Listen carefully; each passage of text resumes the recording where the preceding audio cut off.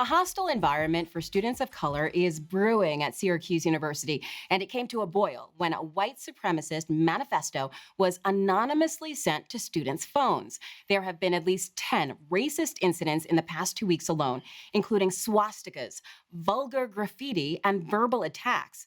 The hate crimes are becoming so frequent that students have been sitting in for a week now. They've presented a list of demands to the administrators. Here's what one student who did not want to be identified says they want. Take a listen. We're not asking the university to solve the issue of systemic racism because we understand that the university can't stop students from acting out and doing things like this, but making our experience as comfortable and normal as possible.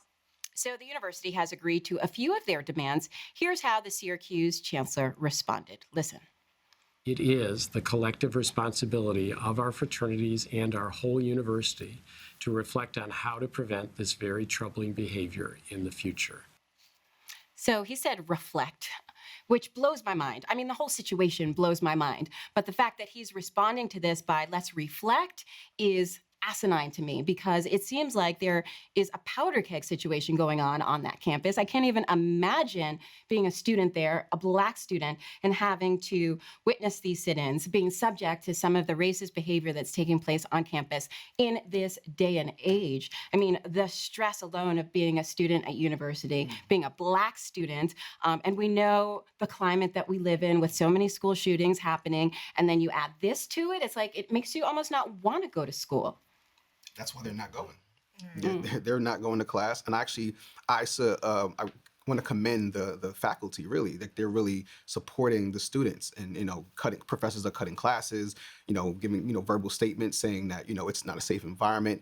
So I really want to commend the student body. Number one, they're also resisting in their way, holding sit-ins, protesting, but also sometimes you can just you stop with just the marching, right, and that's it. But they're actually you have in conjunction with the faculty, they're actually putting together items that are making the university responsible to adhere at a certain point, with actionable items that can really erode this terrible culture that they're having. I want to commend the student body as well as the faculty for going hand in hand. The students, sometimes they're left alone to fight for their, we can see this in Black history. It's like UCLA and Angela Davis. Like sometimes you have these students that are left to fight for their own, but they don't have any support from the faculty.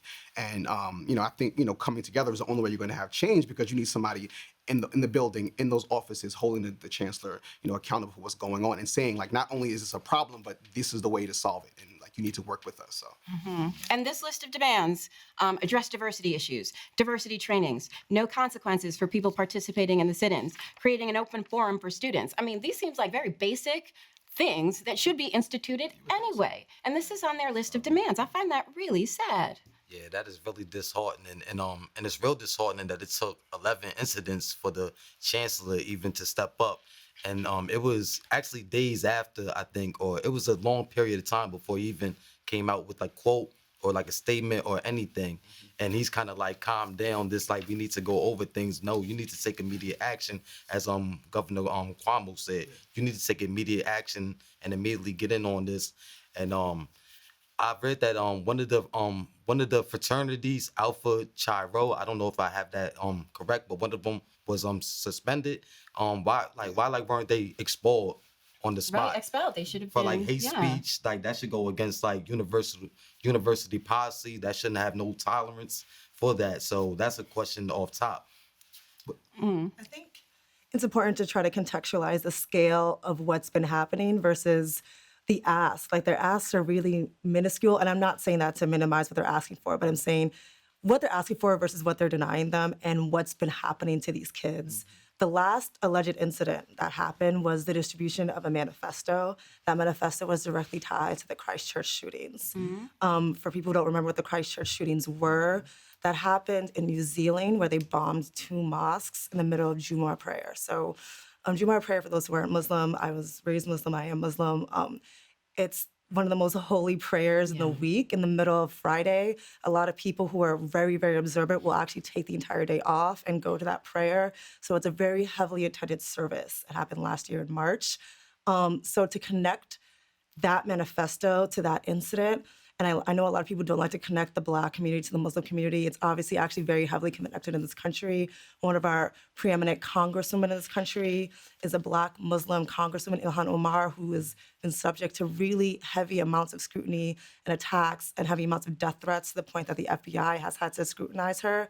So these things are very real threats that they're not taking to that level of scrutiny and severity that they should be taking, right? It's a very real threat and fear level for people who are walking around day to day, right?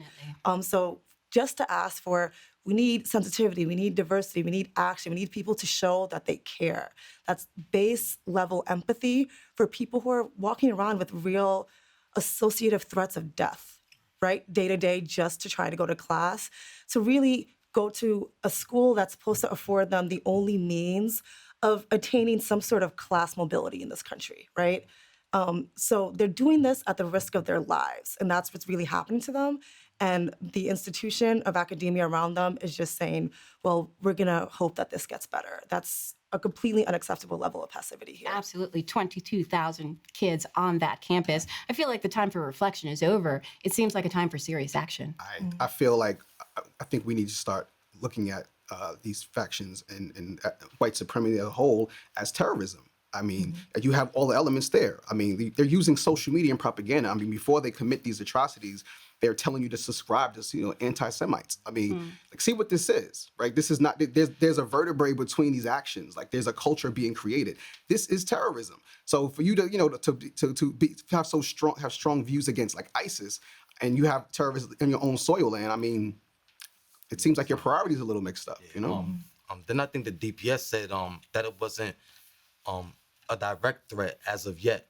But what kind of? Yeah, they said what is not a direct they said threat? Other than the there's no manifesto? specific threat. I mean, it's clearly brown people who other than whites. There's a clear direct, like it's very clear. So it also baffled me the way that the police were the campus police were responding. Right, I felt like the chancellor was late, but then I think the Cuomo brought on the FBI, and they're supposed to be working in conjunction with the university police, but the university police seemed lost. We don't have a direct threat here. We don't there's clearly a common thread between the people who are being oppressed. Like there are Jews, right? Asians, blacks being called nigger, swastikas. I mean, come on now. Yeah, and it's contradictory because they're saying there's no threat, but let's bring in the FBI. Right. Why?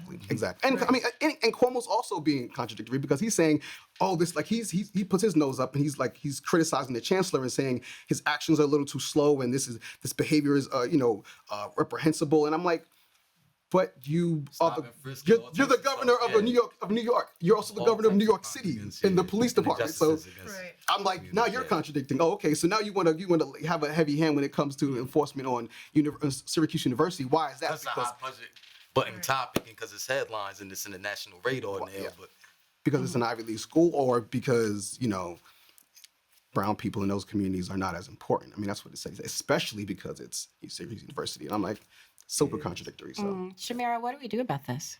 I think there's a few things that are, moving forward. We need to stop looking from a culture of being reactive and start looking at both being descriptive and prescriptive. And we don't ever really look at these situations that way and stop being afraid of defining things up front. I think when it comes to identifying conflicts, identifying really, really hard situations, being able to feel comfortable with labeling them what they are up front, and then standing back and saying, how do we actually prescribe the actual next steps, right? I thought we would have learned that lesson around 2016, and considering the stagnancy of journalism when around the time of those elections, it seems that we need to learn that lesson over and over again. Hopefully that doesn't come at the cost of people's lives or people's livelihood or health or safety.